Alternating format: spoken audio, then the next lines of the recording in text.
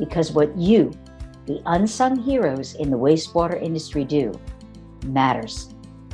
Every Wednesday, join me, Suzanne Chin Taylor, the DooDoo Diva, a longtime veteran of the wastewater, trenchless, and civil infrastructure industry, as I interview guests who are making an impact on how we manage and operate systems for conveying and treating wastewater. I'll also be speaking with representatives of organizations that are utilizing disruptive or new technologies, and executives who are going to share how to be successful and sustainable in our vital industry. So whether you want to learn about the latest trends in technology in treatment or trenchless, gain tips on training and retaining great talent, or simply how to be more efficient, productive, or profitable, this podcast is for you. Hello, I'm your host, Suzanne Chin Taylor, and today we're going to be visiting with Dustin Schlachter from OBIC Products. OBIC is the manufacturer of polyurethanes and polyureas, as well as spray foam products for the rehabilitation, renewal, and protection of infrastructure for water, wastewater, and civil infrastructure. Dustin, thank you for joining us today. Thanks, Suzanne. Thank you. Dustin, there's lots of choices out there for linings and coatings products for rehabilitation and renewal and protection of infrastructure. Can you help me understand the differences between polyurethanes and polyureas as well as epoxies? Yeah, that's a great question. There's always a lot of discussions about the various types of coatings that are out there. And to go a little bit back in history, even before epoxies and polyureas, is everybody's familiar with cementitious material. And that's always been kind of the go-to rehab system. It's available in lots of various forms: straight cement and cementitious, calcium aluminate materials, additives, and other things to help enhance just regular cement. Also used excessively in the water stop and leak prevention side of things for cracks and other things. Additionally, epoxies were next in line in the manufacturing, and they began to use epoxies to help in that corrosion protection. And then polyureas and polyurethanes were developed as technology grew and they began to learn more about the coating systems. Polyurethanes were first to the market for having more options available in the chemistry side to develop material. And then polyureas came along and were very strong in the corrosion resistant capabilities. And then also they became structural options. So it just depends on what the structure needs. If it's a structural rehab, or if it's just a hydrogen sulfide protection program that they're looking for, there's lots of options in the coating systems that are available. So when you were saying cementitious came out first, so I know that that's still very, very popular. So in the difference between what these products can do, cementitious versus other spray-on linings, advantages, disadvantages? So there's a lot of advantages to cements, and it's still 50% of the market that is using cementitious materials or a derivative of cementitious. In the beginning, it's a cheaper option for rehabilitation and coating protection. It is applied by hand or spin cast and used to enhance the surface. It is a material that is readily available. Lots of contractors can do this type of application. And it doesn't take a lot of high-tech equipment to apply that type of system. For the asset owner or a specifying consulting engineer, is there one advantage over another of choosing epoxy versus polyurethane versus polyurea for a particular project? So a lot of times these particular products are used when hydrogen sulfide, high corrosive environments are in effect, and they're looking for a specific advantage using epoxies and polyureas, polyurethanes. One main advantage of using polyureas and polyurethanes over epoxies is its return to service time.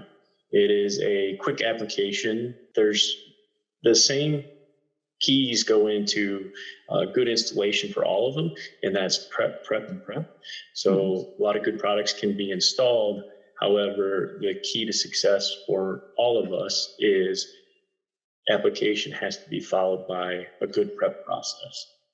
So tell me, well, I'm sorry to interrupt, but so tell me about when you were saying prep, prep, prep. What all does that include? And just so asset owners can understand what goes into, you just don't show up on the job site and start spraying willy-nilly. The forethought that goes into that. Tell me a little bit about what they might have to be prepared for. Absolutely. So a lot of times it's either water blasting, sand blasting, some sort of mechanical cleaning process followed by a wash down. So a lot of these assets have been in the ground, and I say since the Great Depression, and even newer assets have been attacked by microbial and hydrogen sulfide and other things that have caused these structures to deteriorate. And any of them that are new or aged need to have a cleaning process that involves at least a 4,000 psi pressure washing to get in there and remove any of that loose material or just surface dirt that is accumulated over the years of service.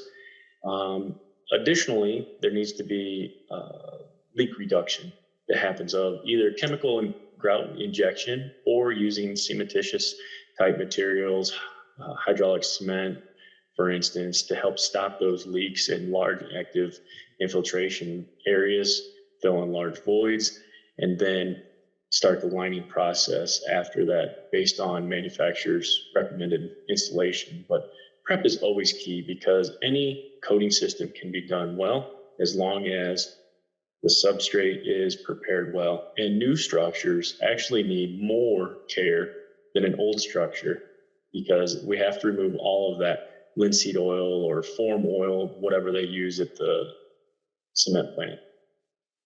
Wow, that was something I didn't expect. Well, getting back, as we talked about cementitious, so cementitious linings and these polyurethanes, polyureas, epoxies, they can be used in conjunction. Well, you were saying about the prep is that sometimes it requires you using cementitious beforehand. Yes. So a lot of times before an epoxy or a polyurea application, we'll go in after the cleaning is done and we'll use hydraulic cement to fill in large voids to stop active infiltration and then begin the liner installation once that substrate is clean and dry. So for those who have been using cementitious for asset rehabilitation for a long time, this is just to help them be a little more aware that these linings can come in as a second layer on top of what they have already been used to using as an additional layer of protection that is maybe has more longevity. That is correct. So a lot of times they've gone in and done a cementitious layup or even just small patches. Small patches can be laid over quickly and effectively with epoxies and polyureas. Sometimes we don't even need any type of layup system, but if there's a existing structure that has been coated previously, say a brick structure, a lot of the bricks are still in really good shape. They've been laid over with a cementitious material and they're starting to show decay of that second repair. The third and final repair is an epoxy or polyurea application that goes over and gives it its final protection so that it stops that continual return back to those structures for maintenance and upkeep of the interiors. And so if there has been repairs or patches made with cementitious materials in the past, a lot of good coating systems can go over the top of those. And it's a handshake agreement between the two systems that really work good together.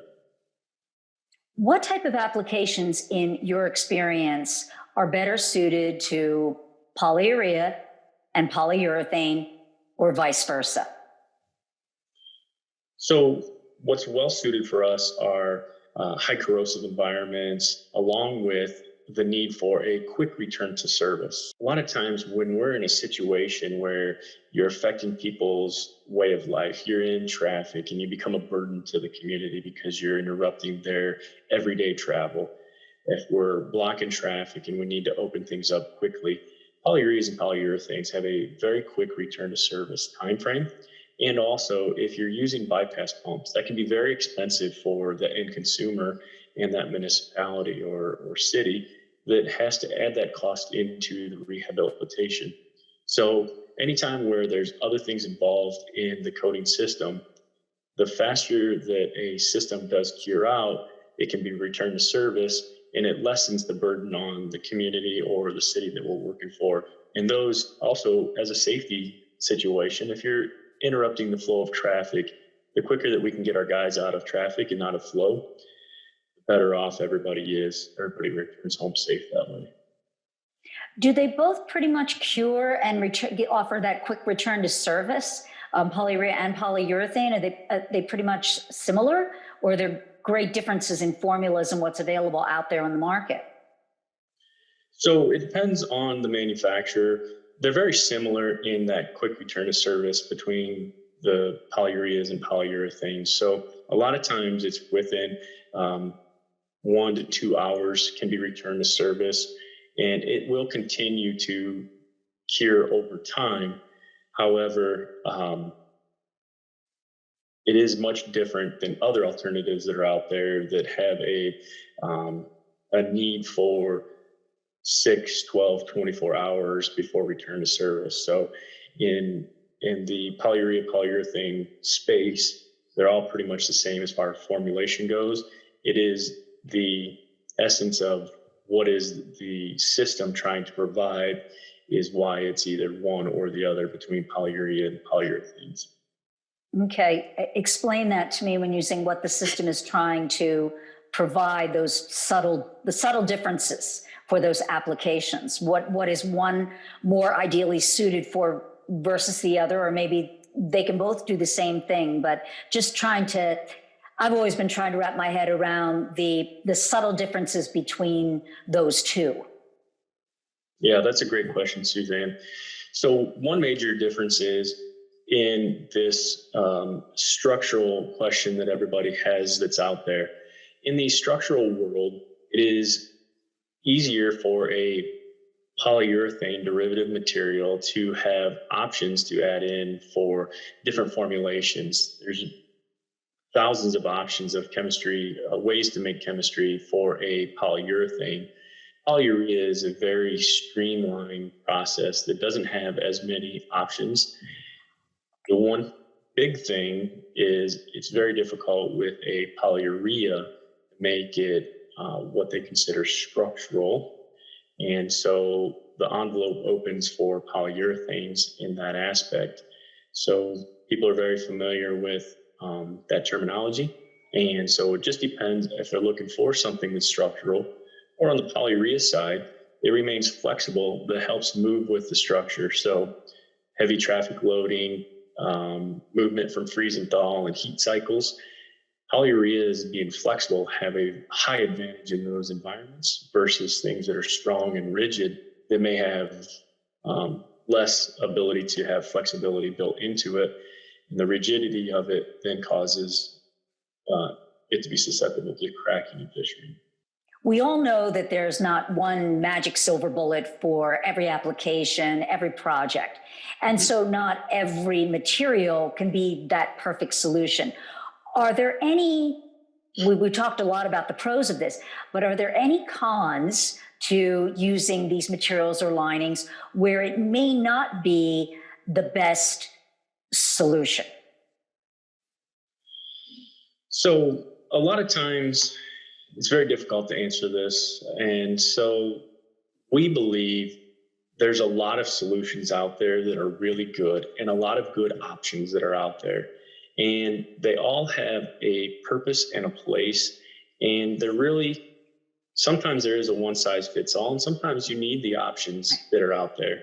So it depends on the utility owner or the end user, what they are trying to accomplish. So if they really are looking for something to cover a lot of territory and get a lot of things done. And that's the cementitious, because it is cheaper for that type of application. On the other side of it, that can be a con, because potentially you would have to come back and repeat that application or a application of some sort down the road. So as consumers, ratepayers like ourselves, that can be a con. That can be one thing that is maybe not the right answer for that application if there's going to be a return down the road. Unfortunately, we do see some people that are just trying to get a lot of things done at one time, and it does cause that. Another con that can happen is when an application is used in an environment that maybe we haven't thought about. Do we have to worry about a certain chemical coming into it from an industrial application? And maybe we need to think about what is going to be that bad actor. And if we're not sure what the bad actor is, and we put a material into a rehabilitated structure, large or small diameter, that is, that we're not ready for that bad actor. The con of a flexible material is maybe it doesn't have the same ability to withstand chemical attack that an epoxy can. And on an epoxy side, maybe we need it to be built in so that it has some flexibility, or so that it can move with a structure. So all products have pros and cons, but I do believe there are a lot of good products out there that can be utilized in different environments for different applications. So Dustin, there may be some people that are saying, well, a polyurea and a polyurethane is polyurea and a polyurethane. So as a manufacturer, but more to educate the industry and the purchaser, the specifier, what things should they be concerned about as far as the manufacturing process when selecting the type of material or the brand of material that they're going to be using for their infrastructure projects, knowing that they want this to last for decades? What do they need to be aware of? Well, a lot of times what is behind the brand is the team that has packaged it together.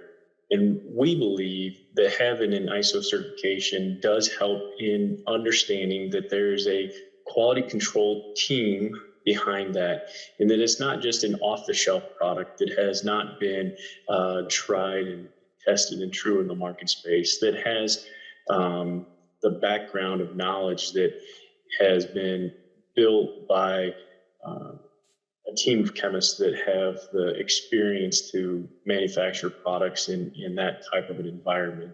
There's a lot of places that you can buy different products, polyureas, polyurethanes, and you really need to know who's standing behind that product in the end, so that you are assured as an asset owner that it is going to be consistent, that comes out every time with no question of concerns, if you will, about, am I getting the same thing every time?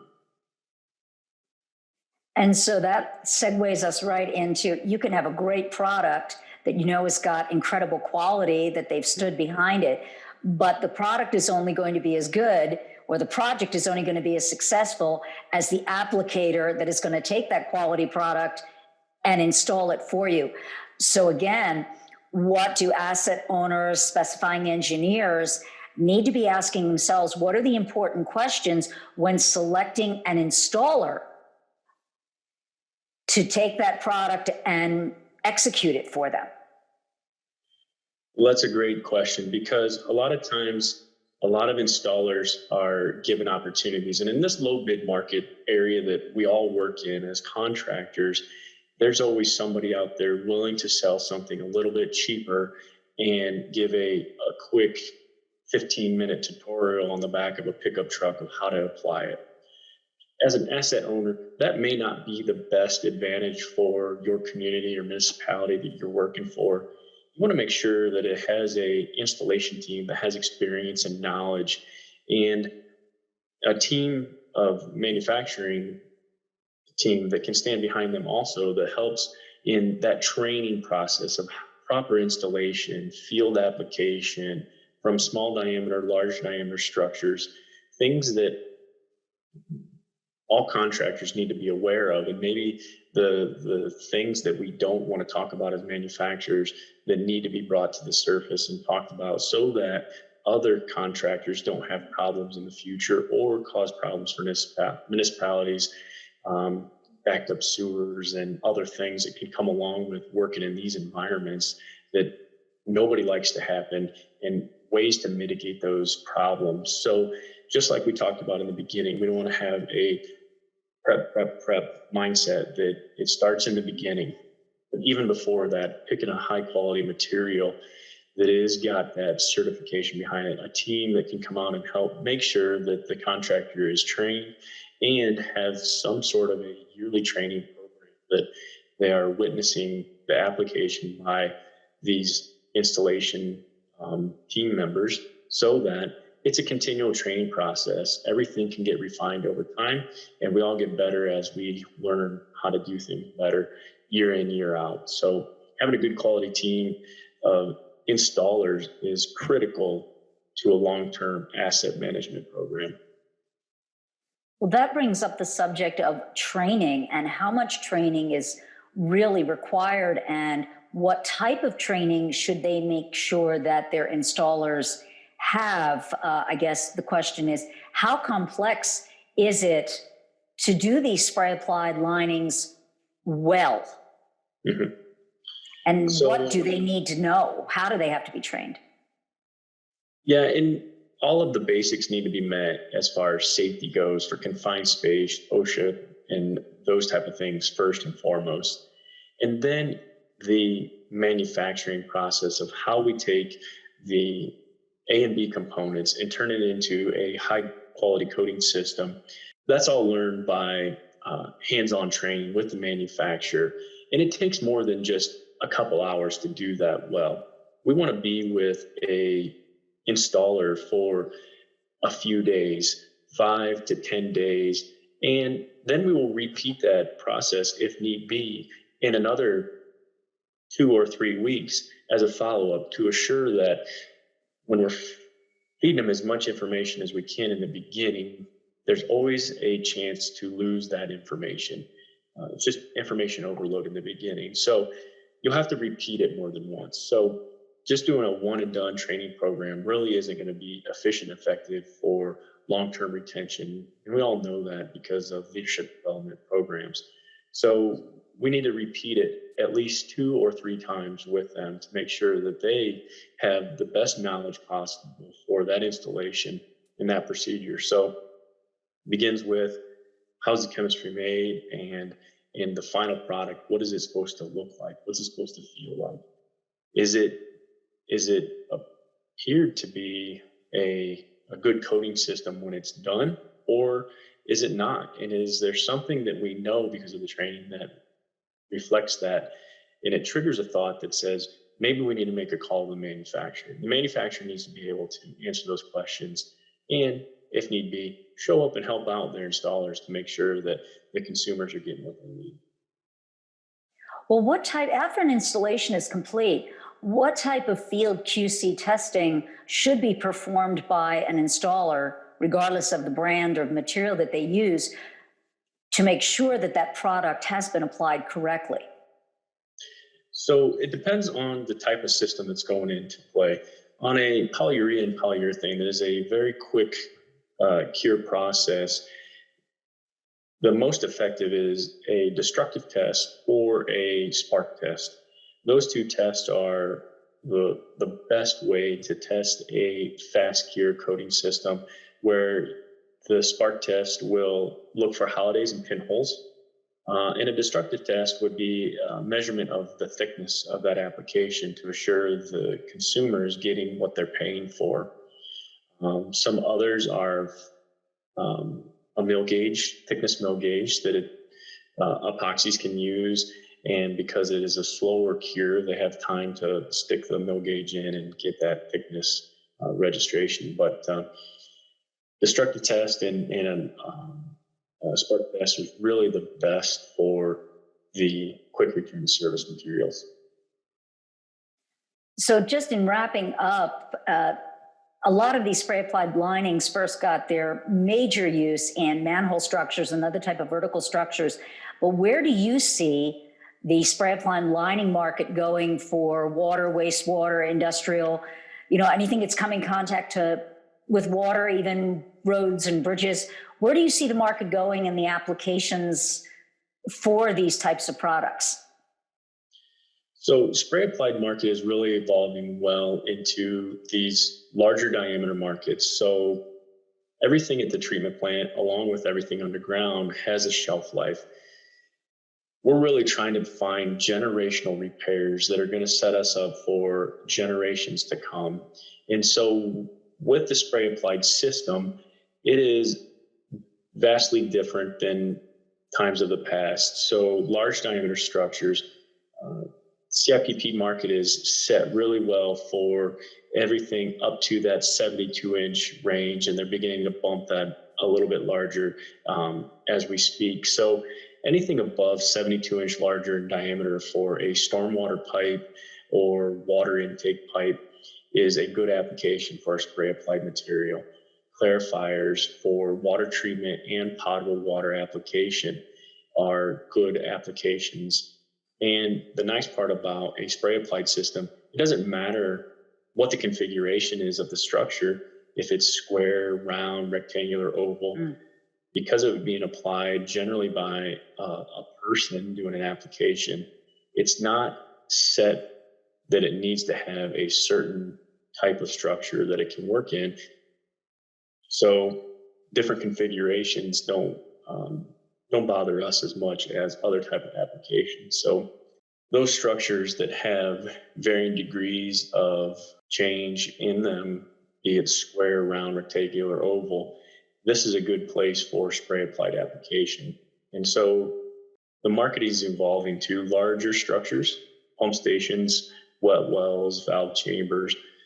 Things that have been forgotten about in the past are now able to be repaired and rehabilitated through the spray applied market system.